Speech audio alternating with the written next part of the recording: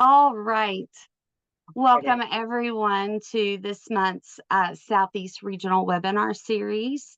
Some of you may be asking, why should I be excited about this webinar series? So this is a collaboration between the 15 chapters in the Southeast region. It offers continued learning opportunities by established industry experts, and it allows you to interact online with each other within the region. It's also going to give you the engagement of high quality professional development while earning these CCEs.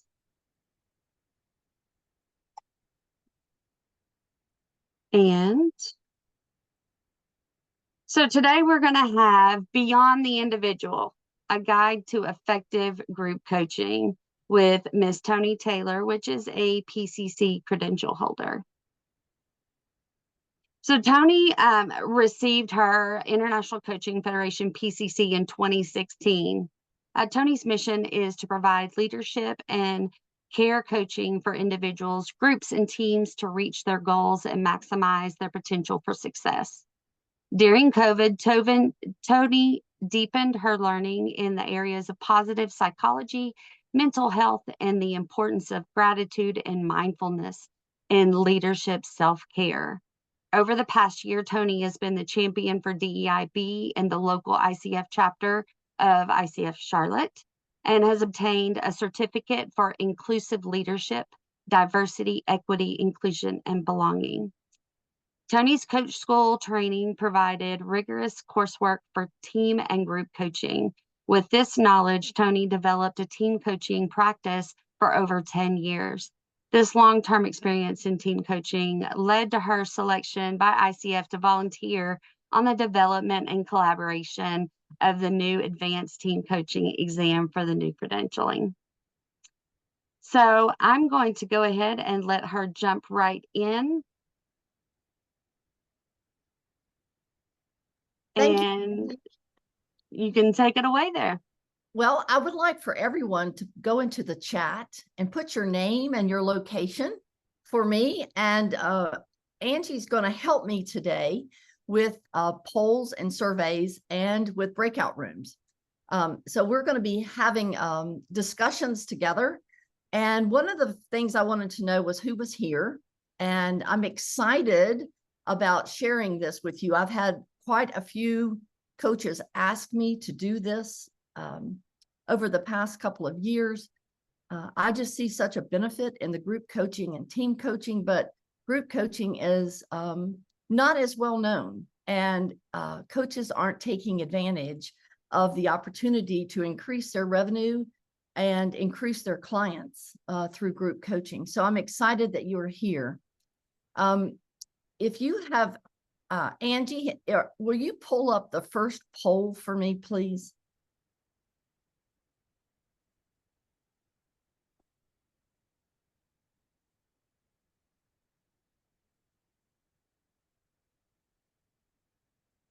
All right.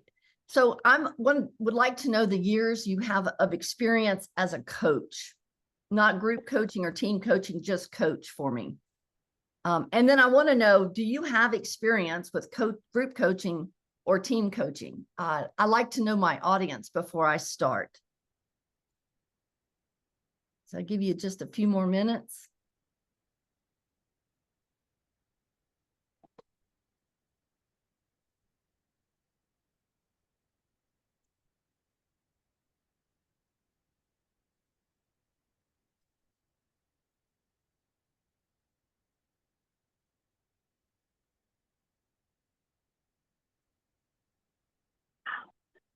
All right, how we doing, Angie?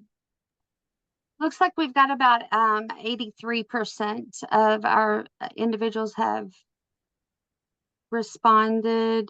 But then on questions 2 and 3, we actually have 100% and 98%. So I feel like we could go ahead and end, and you can look at the result. Present that. Yeah. Okay.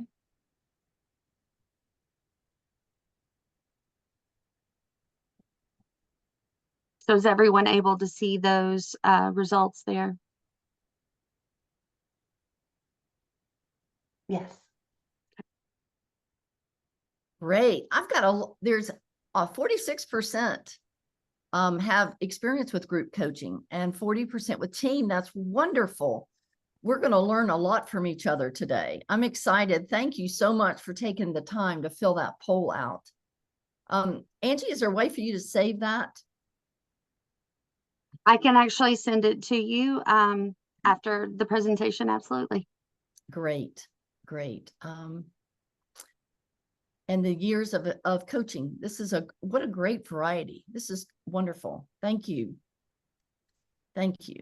I'm going to share my screen. Angie, let me know if you can see it.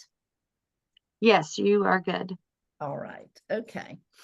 One of the things that I get asked, and you may have too, is how do you serve both the individual and the group when you do group coaching? So this presentation, this webinar is really going to hone in on that.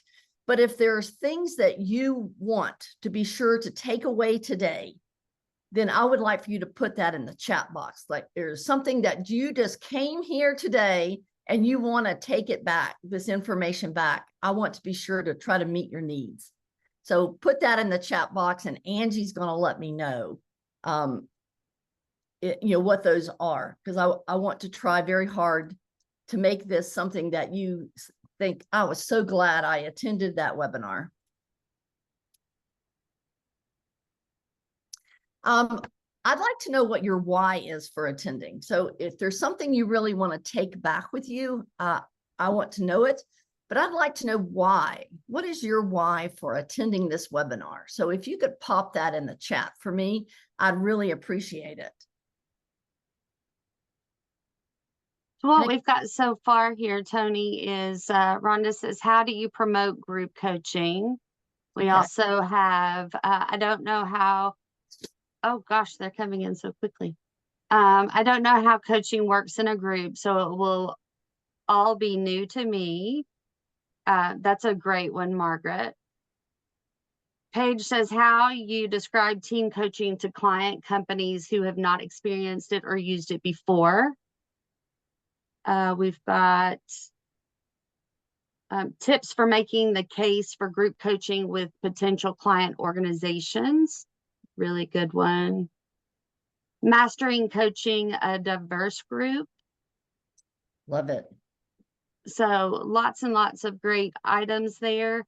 If any of you are wanting to go back and review these later, if you have the updated version of Zoom, if you click on the three little dots at the bottom of your chat, you can actually click to save chat, and that'll get you all of the content from today. Thank you. And Angie, if you get more in, just write them down or hold them there for me so that we can make sure we address those. These are great questions. Yes. What I'd like to know first is, what is team coaching?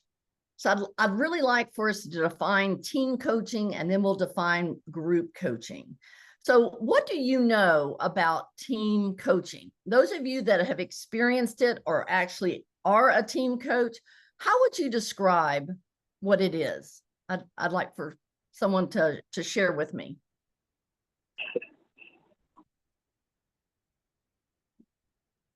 Any thoughts?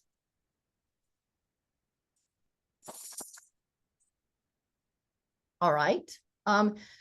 When you're working with a team in an organization, especially, everyone on the team has a similar purpose or goals that they're working for in the organization. So the alignment of the group is very important, and each person has a different role, and you work with them typically as a group, not individually. And the team the organization has told the team what their outcomes should be, what their processes they use, and who's on the team. So typically it's not by choice. So a team they have history. They're together because of a reason. Would anybody like to add anything to that description of a team that you're coaching?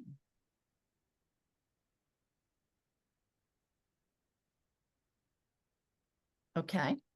So a team has its functions and it has its history, and you come in and you're working with them to increase productivity, to learn how to work together better.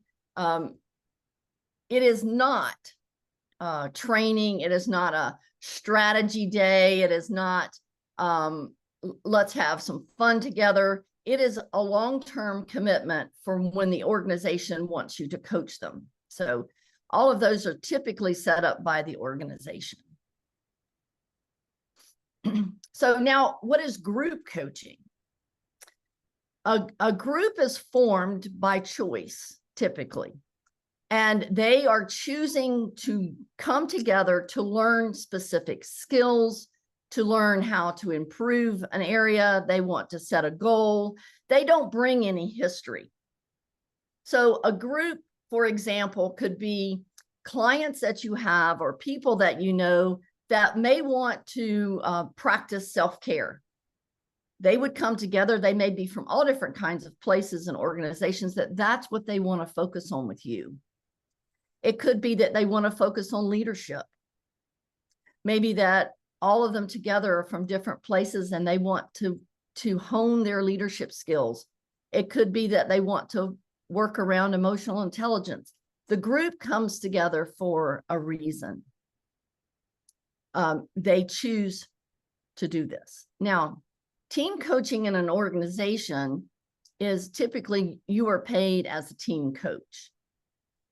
Organizations have not really explored to the potential what group coaching could be like in an organization.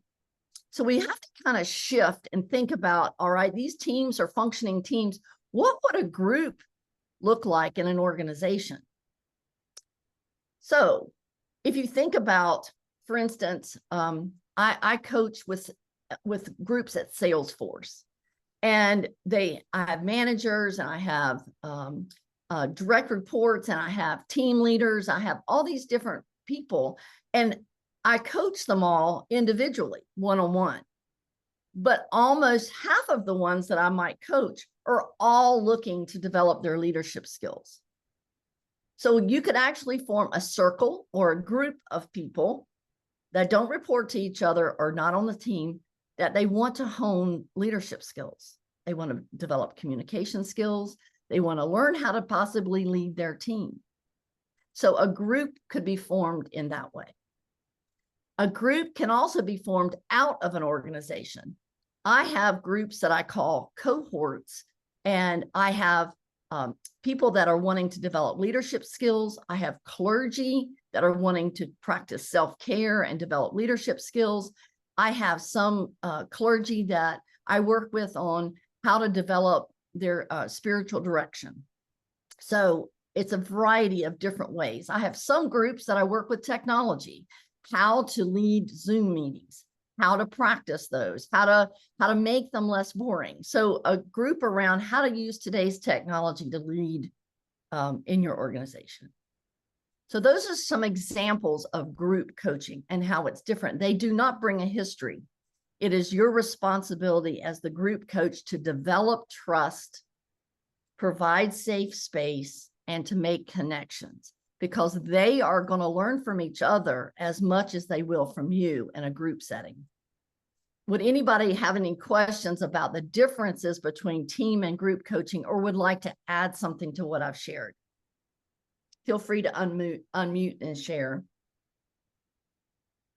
Tony, Paige mentioned when you had asked about, what their understanding of what team coaching was, and I like how she says, I think of it as helping intact teams gain clarity of their next step actions, often includes decision making about what problems they want and are willing to tackle. And that was with the team coaching? Yes. Mm-hmm. That's great. Thank you for sharing that. Because a team is typically working toward the same result or the same goal, but they may not all go about it the same way, but they're contributing to that goal or outcome.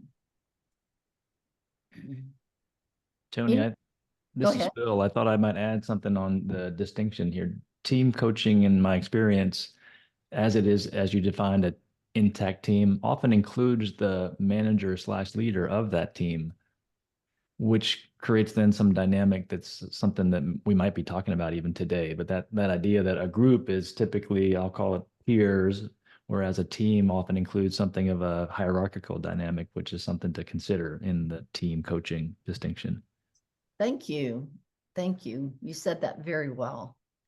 ICF really defines the group coaching as a model where a coach guides a group of people that have similar goals through a series of sessions to help them achieve those goals individually.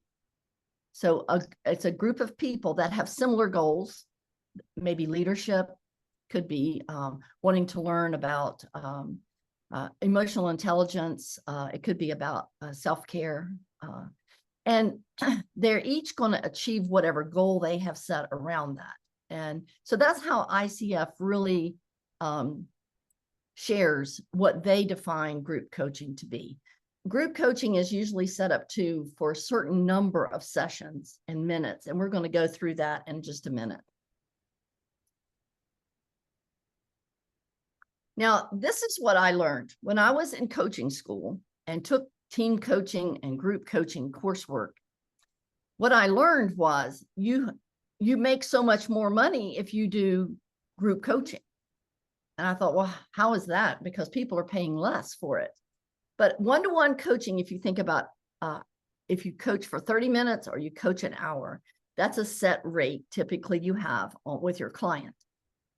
So say your set rate is $200 an hour, and you have this many clients that you can have at $200 an hour. Well, what if you decided to do several groups instead, and maybe each person on the group paid $60 or $70, under $100 they paid. It's cheaper to get someone into a group than it is for them to start their full one-on-one coaching session typically. So if you think about, you have 6, 8, 10 people in there, each paying that for the same amount of time, you're making a whole lot more money per hour than you are with one-on-one. Does that make sense? Now, typically in an organization, for them to set up groups, they are going to pay you more because each person coming in is going to be a less cost for the group in an organization as well. So you can make more money per hour as a group coach than you can one-on-one. That got my attention. The potential of group coaching really has been overlooked somewhat and is untapped. So this is an opportunity for coaches to begin to really get their feet wet in this group coaching arena. And organizations are just starting to explore what group coaching is and how they could use it in the organization. Now, a group coach does require additional skill set. When you're coaching one-on-one, you've learned to dance in the moment with one person. But when you get a group of people together, that's facilitation, a dance that's different. You have to learn how to manage the group dynamics. You've got different kind of people that talk a lot, people that don't talk very much, some that may not want to share. It is your responsibility as the group coach to set the safe space, to develop trust and establish connections with them. And that takes a little bit of work for you as the coach to set this up right, to work through it with the group so that the learning there is for the individual as well as the group. You have a question, Angie? Yeah, so we had a couple of questions in the chat that I think are extremely applicable. So Louise asks, would you call team coaching clients who would have a history of weight challenges team coaching? I think that Louise, would you like to come off of mute and so that she can better understand your question? I work for Weight Watchers in, could you hear me? Oh, Yes, good. thank you. International, for 30 years. And then I retired, so I'm an old buckaroo. I just want you to know that. That being said, I didn't know where to fit that in. So that's why I asked would it be team coaching or group coaching. And I'm thinking team only because they have the same interests and a history of weight challenges. So I was thinking it would be team coaching, but I need you to tell me. Well, it really is a group. Unless the team works together and is always together, like at work, that's a team. These are people who have similar goals, but Betty's goal for weight loss may be different than Tom's, but the goal is to lose weight. So that is a group. Does that make sense? It makes a lot of sense. Okay. For that definition.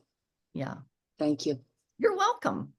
Tony, I'd actually like to add on to that, Louise. So for anyone that is doing group coaching, whether it's for individuals having completely different goals, or if they're all very similar goals, but they're for the individual, if you're using those to count on your coaching log of how many hours that you're coaching, as long as the group has no more than 15 participants, then you can count those hours that you coach. Okay, so that would and- be, then it's still under group coaching. Yes. Right.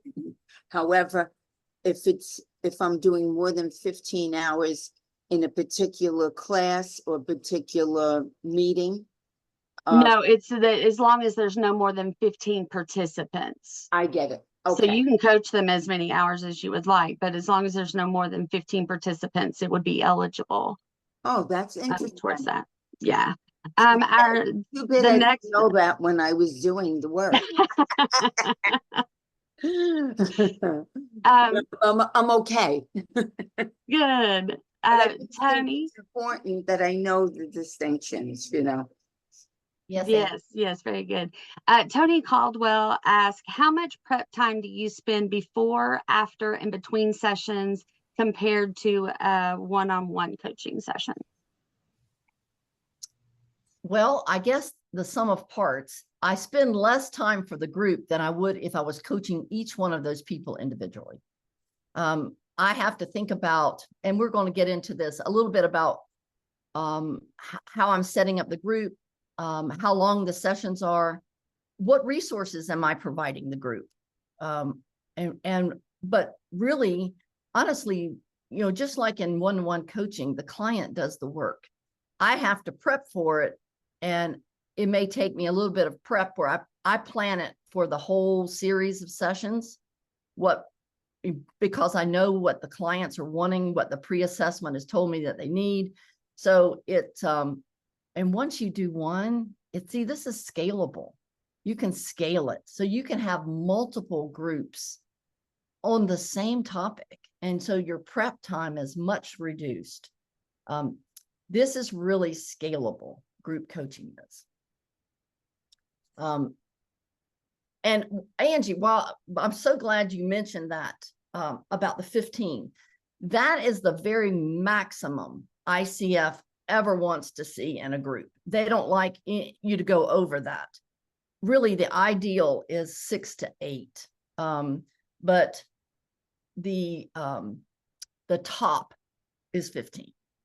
It's too many. It's too many people to manage effectively without a co-leader. If you have 15 or more, you really need a co-leader in there, a co-coach. So thank you, Angie, for bringing that up.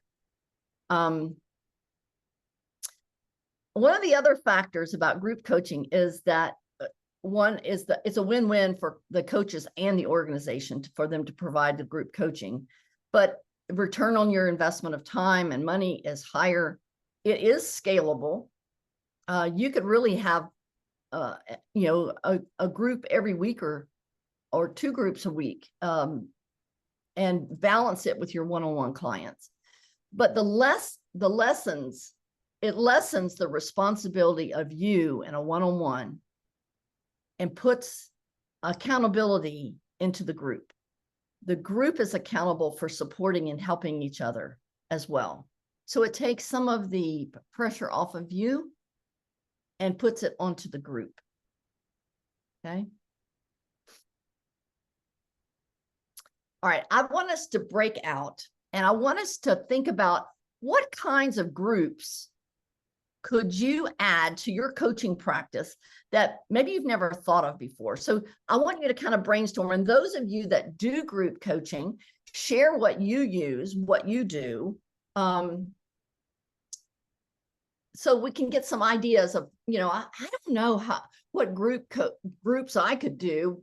So let's brainstorm and think about what is something that you're interested in, that your clients are interested in, and let's brainstorm for a few minutes. And I'd like for you to, Angie's going to divide you up so you can talk about this, and choose a facilitator to help you keep time and notes, and we'll debrief what you learned from each other about types of groups that you would like to begin or grow or scale. Any questions? It's the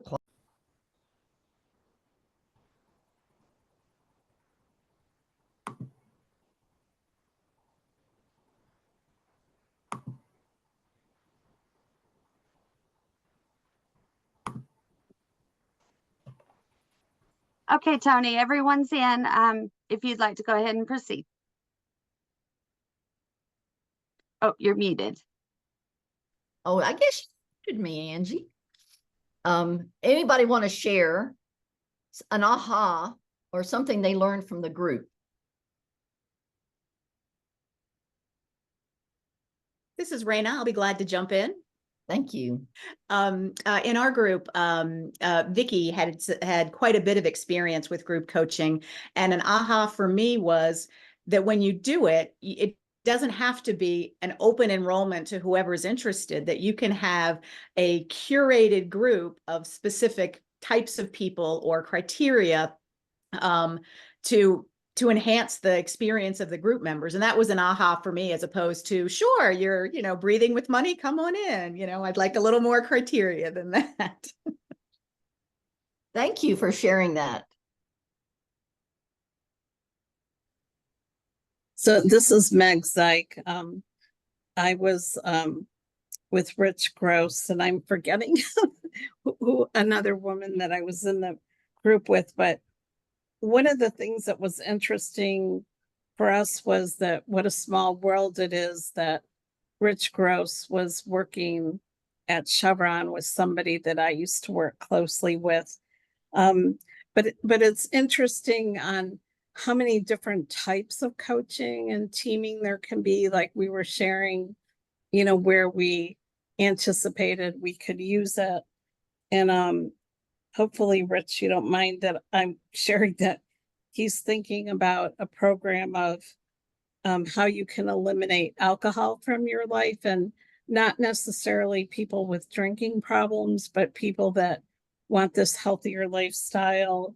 And he really would like to focus on veterans and first responders and caregivers. And just to me, because I've always been in a corporate setting, that was nice to hear the diversity of how you could use it.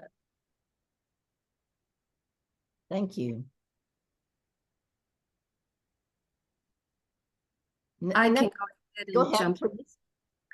Thank you. I am Tracy Byerly.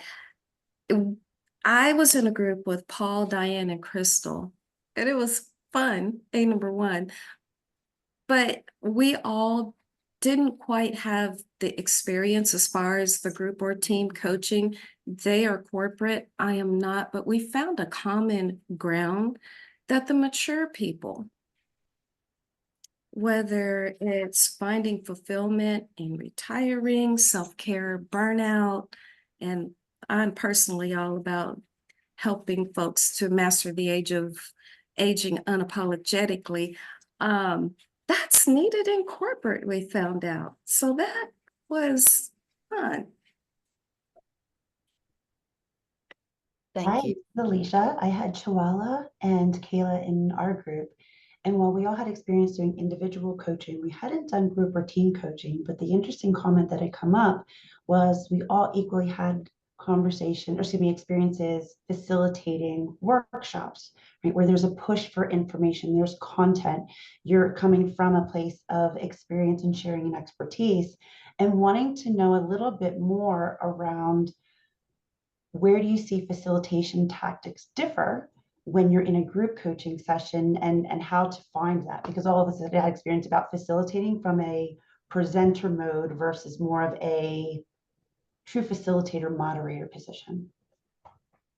Great question. Thank you for sharing that. Anyone else have anything before I move on? Yeah, I'm happy to share. I was in a group with Paige, Terry, and Anna, and I think a couple of things came out of the conversation. One was that maybe a way of extending the work that you do with individual clients is recognizing what the common challenges are between many of your one-to-one clients, or even bigger groups that you work, and then trying to create groups around the most dominant challenges or interests. And then the other was taking that learning that you have. Well, what if burnout is a big challenge, or what if managing that liminal space, which Anna deals with, where you're transitioning to a new location or a new role, is also something that you could approach companies and organizations with, to say, look, I offer group coaching in this topic, that they can help you assemble a group of people within an organization, rather than a team, but that have similar challenges. But just really getting that intel from the presenting challenges of clients you really work with individually. Great idea. Great idea. Sally, you have your hand up. No, that was Sally. That was That me. was Sally. Yeah. Karen is their last hand. Thank you. And much like Sally, we discovered that many of the things that we currently do held the potential for a group coaching setting, from a shift from individual to, for example, putting leaders from different organizations together. So what we discovered in our triad with Robin, Ellen, and myself is that we are a Texas trio. Even though we do not currently live in Texas, we have that in common, and we discovered that very quickly. What we learned is that when we pushed ourselves to go outside of the usual way of thinking about it, that we came up with some really creative things. Like, for example, a group that might be interested in organic gardening, or parents that homeschool, or people that have experienced grief or childhood trauma, cancer survivors. So we went way outside of the usual book studies and the environment of our work. So thank you for the opportunity to have that conversation with one another. Thank you. And that was the purpose of this, was to get your brain thinking about what the possibilities could be, and to know then what questions you still need to make sure that we take away today. Is Lisa's hand up? Yeah, I have one comment. I'll be quick. So Lisa Ong had shared that she has a lot of her individual group coaching, her individual clients move into a group, especially if they have common challenges. So I thought that was a good follow on from individual to group to keep it going. And then we talked about maybe looking at things through a life transition, like people who might have their job have been eliminated or downsized, and they might be in their 50s and it's a tougher challenge to find work at that age. That could be something good. Or people going through midlife or into retirement. So we heard some of that, but I would say that was interesting, as well as Thomas talking about helping part-time workers who are juggling a lot of different things, or support staff who might have different challenges than your typical leaders who get coaching often. So I thought that was interesting too. Great ideas. Thank you for sharing those. Anything else before I proceed here? I want to make sure we get into how's it work.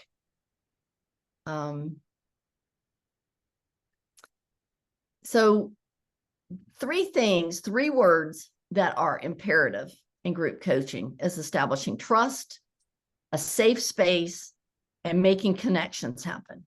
Those are critical to have happen. So those three words, trust, safety, and connections, is important. So if you think about it, these people may not know each other at all, and it's your responsibility to establish this. So how do we establish in a group trust, safety, and connections? Building relationships. This is very relational. You have to build those relationships.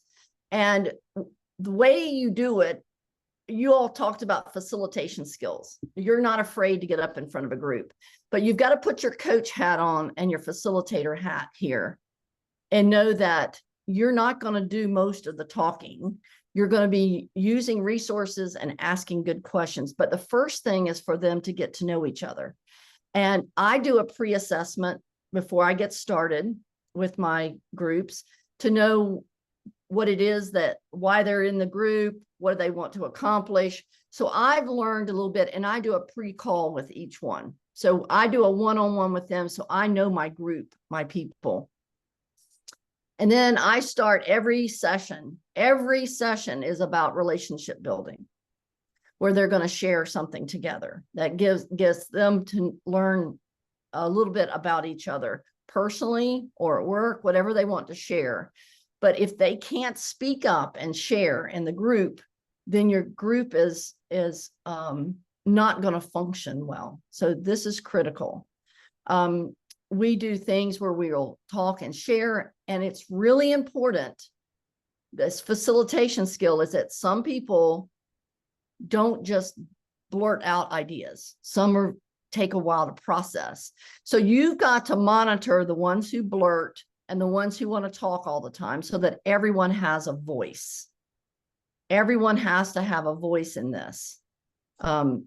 So before I begin a group, I do not do more than 8 members.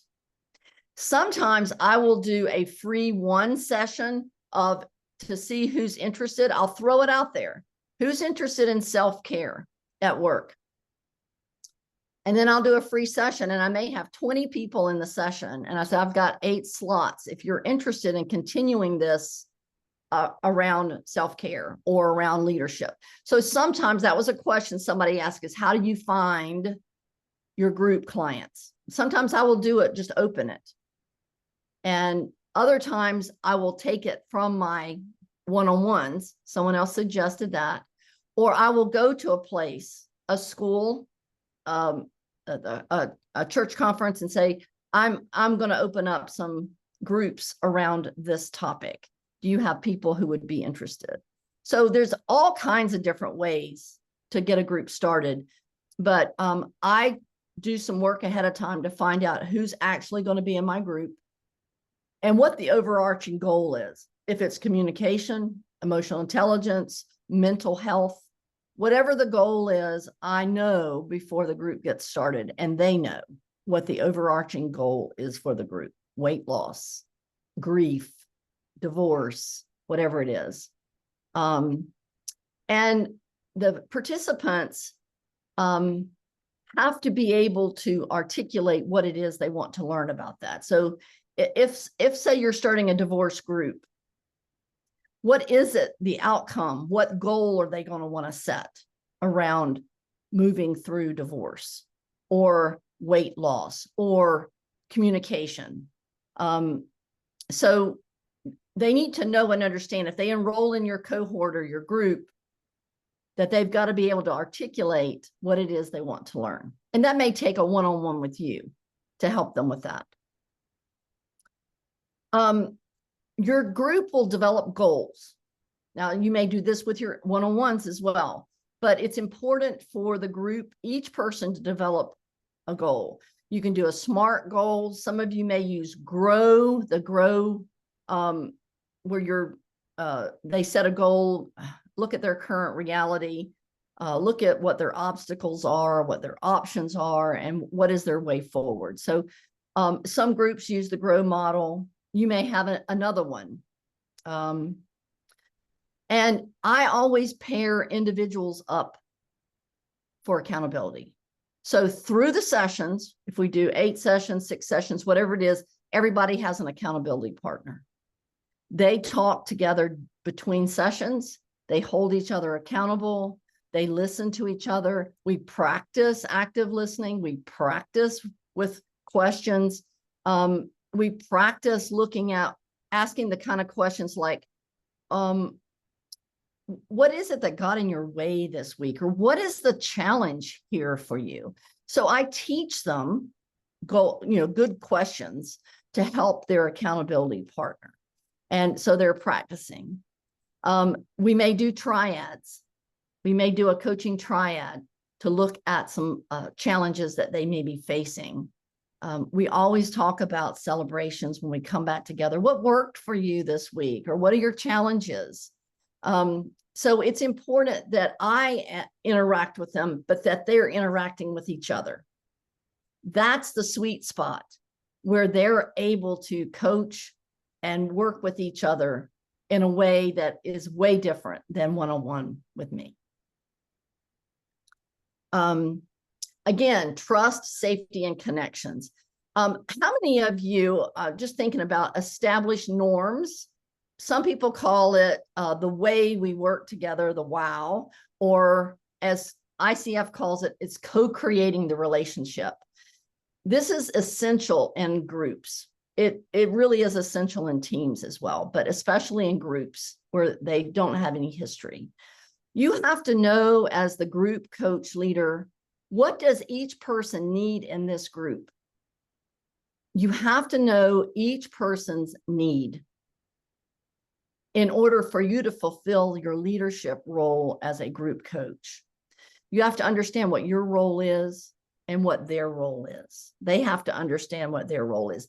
And part of this is we're going to get into the agreement, the coaching agreement for a group session.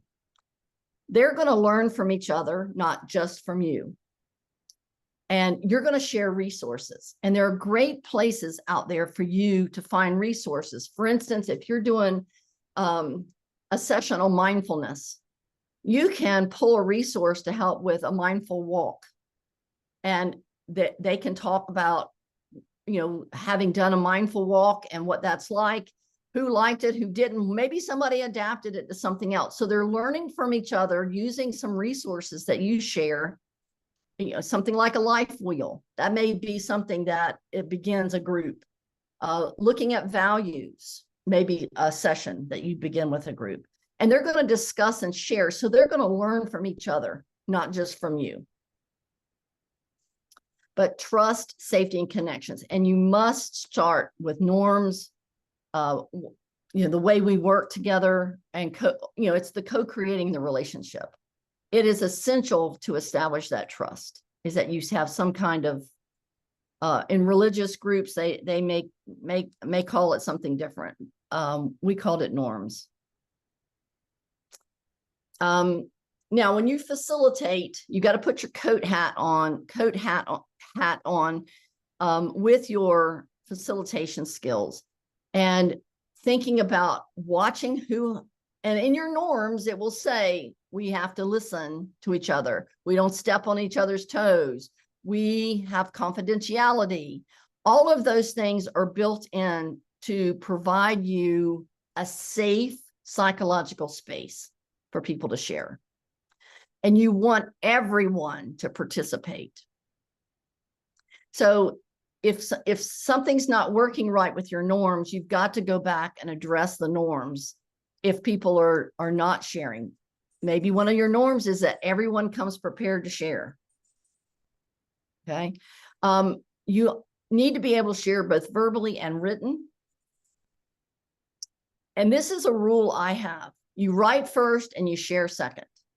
Everybody, if you ask a question, tell me what your, when a time in your life your values were pushed on. Okay. Everybody has to write first. No one talks first. That way, the ones who blurt may have time to really go a little deeper than the first thought that came to their mind.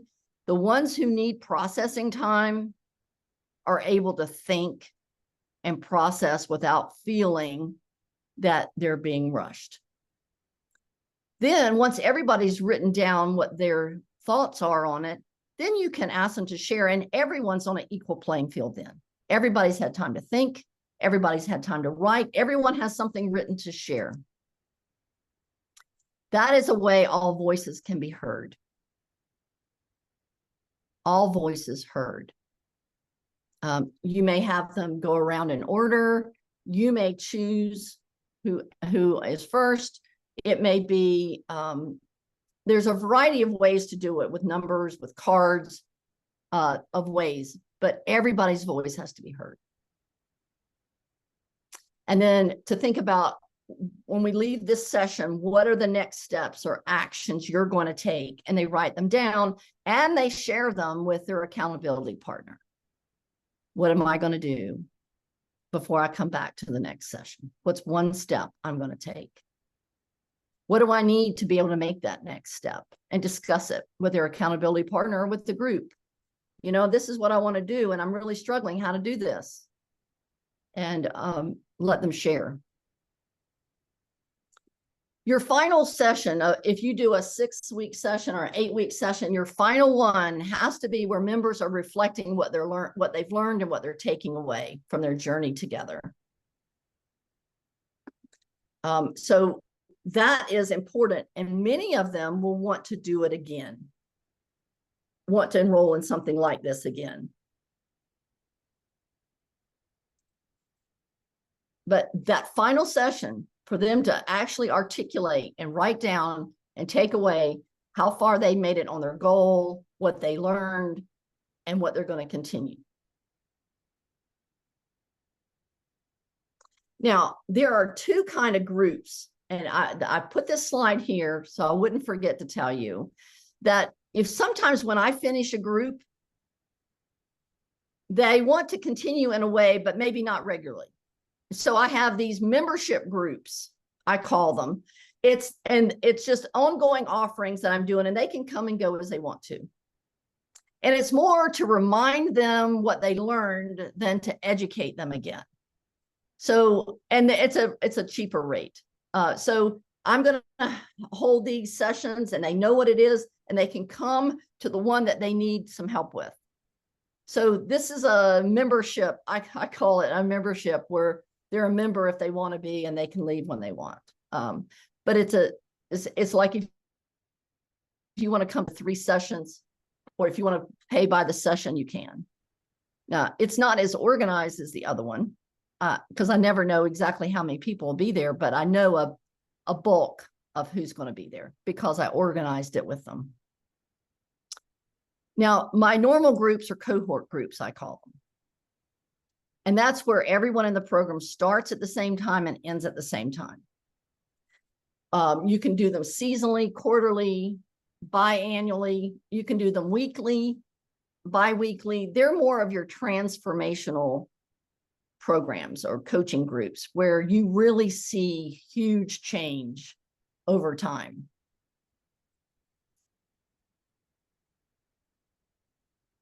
Now, I want to talk a little bit about ethics. So where do we see ethics in this group process? It's very important to think about. You've got to practice the ICF code of ethics in a group, just like you would a team or at one-on-one coaching.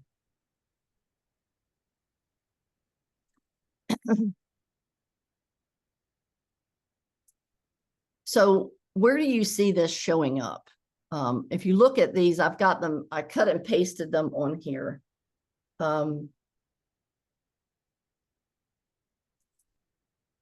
You know, your ethical practice, coaching mindset, maintains agreements. There's your trust and safety, maintains presence, listens actively, evokes awareness, and facilitates clients' growth. So these are all important for you in your work with your groups. So how do you balance the group versus the individual? There is a ICF coach, and her name is Jeanette Brighton, I believe is how she spells her name. And she has resources online. I'm gonna give you her resource link. She helps, she trains people in group coaching, team coaching, but she believes that there are 6 layers of connection in virtual conversations. Topic, everybody comes around a topic. Everyone comes around you, meaning that you have a preliminary relationship with each one of them, and you are watching out for their psychological safety. You are managing the group. So you are the touch point with them. But then the connection is with others. How are they connecting to other people in the group? How are they working together? Are you putting them together in small groups where they can talk about their goals? Are you putting them together with learning about a new resource that you shared with them? And then if you think about the content, is how are they connecting to the content? What are you sharing with them about the content? And there are some places where you can just pull up resources on about anything you want. AI is great if you use AI, but you want to be able to provide them resources, whatever it is that you're learning about or coaching them around. And then the last one is the sticky piece. This is where that they apply whatever it is to their lives. And that's what makes it stick. If they can't apply it to their lives, it won't stay. It'll just be something they learned. So this is where you have to help them practice it. And this is where the long term of a group makes a difference. It makes a big difference. So that you can practice and talk about, how am I going to use this in my life compared to somebody else?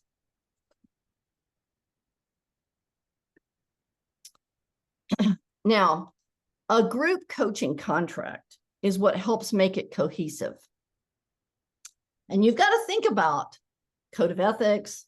You've got to think about competencies, whatever that is that they're going to work on.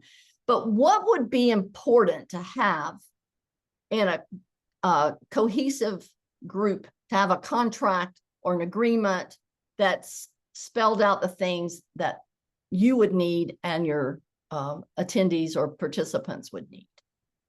So what would that be like to be able to set that up? What would you need? Now I'm going to share some sample coaching contracts or agreements with you, but I want to think about what it is that you would need. I want you to think what you would need in a coaching contract. And so I would like to break out Angie for about 5 minutes to think about what would they need in a coaching contract. Go ahead, Tony. Thank you. The contract is where you're very specific with how many sessions, the length of time, what the roles and responsibilities are, what the topic or goal is, and what will even be shared in each session. So I wondered what questions you have after you discussed what do you think is important in a contract. Anybody want to share that information? Maureen? Hi there. So yeah, in our group, we had, some good contributions and thoughts about what we think could or should go into a coaching contract, and, influenced by some of the things that you covered. So first and foremost was confidentiality, to make sure that we stress that. And so it's not just between the coach and the coachee, but all of the participants. We would want to put something in there about attendance and presence. Yes. And, different, but similar. We would put in something about payment, as well as the term. So the logistics, how long would we meet? You kind of gave a model suggestion of 6 weeks, I think. So how long would we meet, where, and how long would those sessions be? And then, we got into a little bit of like some stuff that would go into norms, then balance participation, define what group coaching is. And of course, we would not record it. So that, I think, is kind of everything our group. We had a good discussion. Thank you. Thank you. Those are the things that are very important to help establish the trust, the safety, and the connections, is that everybody knows that. The sessions can really, I do a lot of groups that meet every other week. Some meet every week. You can have sessions for 30 minutes if you want. Most of mine are an hour or an hour and 15 minutes. The 15 minutes gives us time for everybody to get in there and to be able to summarize when we leave and share their actions. But really and truly, that is really up to you and the content that you are going to coach around. 8 weeks. There are some groups that want to meet all year, maybe once a month. So those are really wide open. And I want you to think about, you've got 8 people sitting in front of you, and you've done your preliminary work. You know your people. They've signed their contract, so they're on board. And you've got to think about the first session is really about getting to know each other and talking about what the goals are. And this is a really important, that first session is, because you're getting to know each other. You're building the trust and the safety. And there may be some things that you can do with them, that you might like. You may know the 5 W's and an H, the who, what, where, when, why, and how, to think about what it is that they want to work on. It could be another structure or protocol to have them working together in different groups and talking together. And then each session you meet, you're going to continue to grow the relationship through some kind of structure. And then you're going to work on their goals. So whatever the goals are, each session is going to be a piece of you building and helping them to meet that goal individually, but working with the whole group. Now, one person asked about triad coaching. Triad coaching is 3. You have a coach, a coachee, and observer. And it is very helpful in organizations, in teams, and in groups to overcome when you're stuck or you've got challenges. And I will separate them into groups of 3. Online, we go into groups of 3. Observer, coach, and coachee. And the observer provides feedback as well as the coach and the coachee do. And it's very enlightening. Another thing that I wanted to make sure that we talked about today is that your sessions are set up ahead of time. Everybody knows, but sometimes things happen. And so in your contract to have built in that if an emergency happens and they can't attend what it is that you're going to do, or if you can't attend because of something, what it is that you're going to do, how you're going to reschedule things. I have a link for you. I've made a Google folder for you with 2 sample agreements. And the PowerPoint will be in there. And then there's some other structures in there. The 5 W's and an H and some other structures are in there. I can put triad coaching in there as well if you would like. But to think about your group and this relationship you're building and how they're going to learn from each other is important. Every session, you're going to grow and learn. And then at the end, they may want to continue in another way through a membership group, or may want to do one-on-one coaching with you. In my packages, I build in at least one-on-one coaching with each person in my group so they can experience what that's like. And oftentimes I get more one-on-one clients from my groups. Now, someone mentioned the opposite, that they're one-on-ones, they build the group. So you can do it either way. But if you have a new group of people you've never coached before, it's an opportunity to build your one-on-one practice as well. Typically, if you charge $200 an hour, then you might think about a group, depending on how many sessions, to charge them less than 100 to be a part of it. And it's less scary to be in a group sometimes than it is to do one-on-one coaching. Diversity here is very important because you may have a group of very diverse age, gender, it may be culture. And so you may have to teach them how to talk with each other and share about cultural differences if you're working with a group that's very diverse. So what kind of questions do you have coming up there, Angie?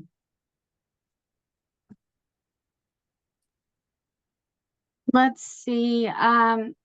So Vicky has a clarifying question. It's so the coach is a triad, is a participant? No, no. The triads are used, you can use them with folks who aren't coaches and they're learning coaching strategies, coaching skills. So one person is the observer, and that's just in the group. Another person is the coach and the coachee. For instance, if we were in a group, Maureen might have agreed to be the observer, Phil might be the coach, and Jana might be the coachee. So Jana brings a problem, Phil does coaches, and Maureen's going to observe. So she's going to observe the kinds of questions that are asked, what the progress was on whatever that she brought to the table, how Phil really met her needs, and then they have the discussion afterwards. So in a group like this, you're building coaching skills, learning how to listen, learning how to ask good questions, and make observations about what you see and hear, not just what all of a sudden your emotions are doing. So it allows you to do that. It works in universities with students. It works. The coaching triads are very effective. ICF really likes peer coaching better, one-on-one. But when I went to the conference, Converge, I went through a session with the triads, and it was amazing the difference that the observer makes.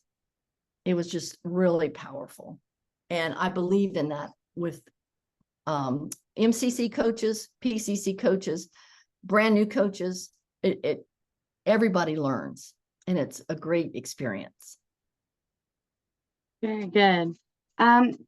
Paige asked, it's a two-part question. What timing do you recommend to present the contract? And when is in the overall process of bringing the group together for their first session? Well, you have to think about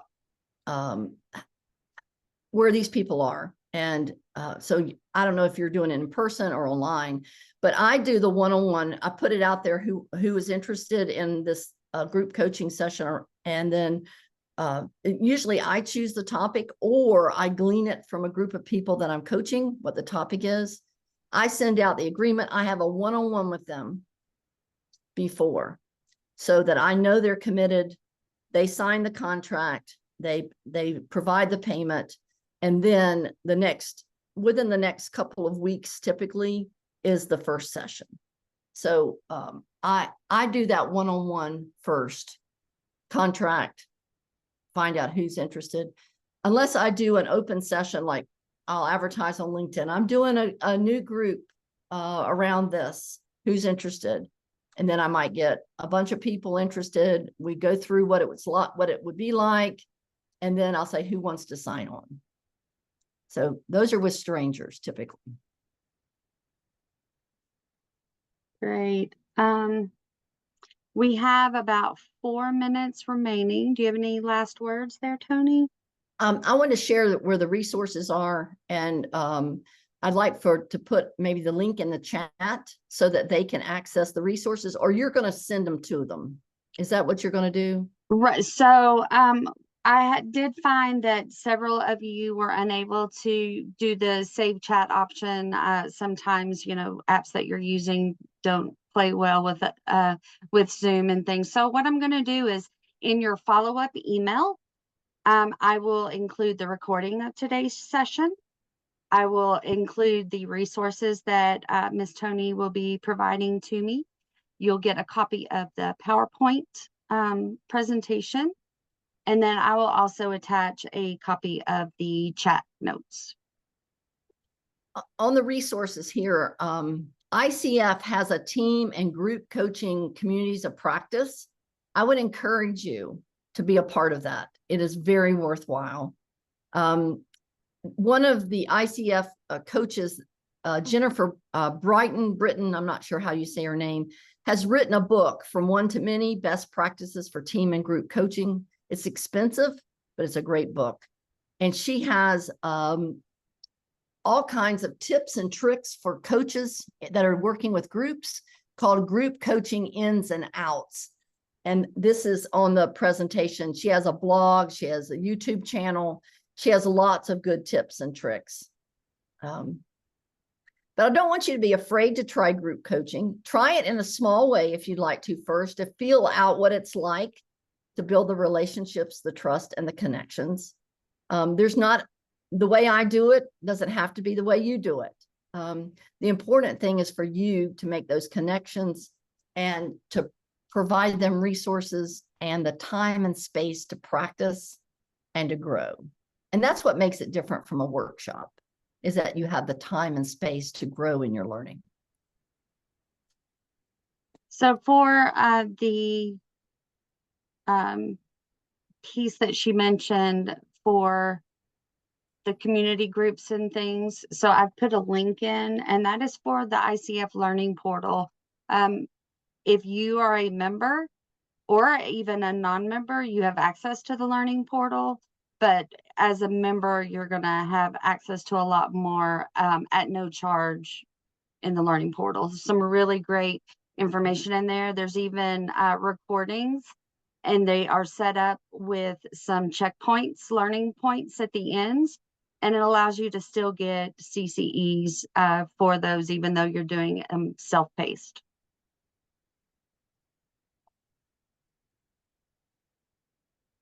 Y'all been awesome. Quiet, but awesome. I am going to go ahead and stop the recording.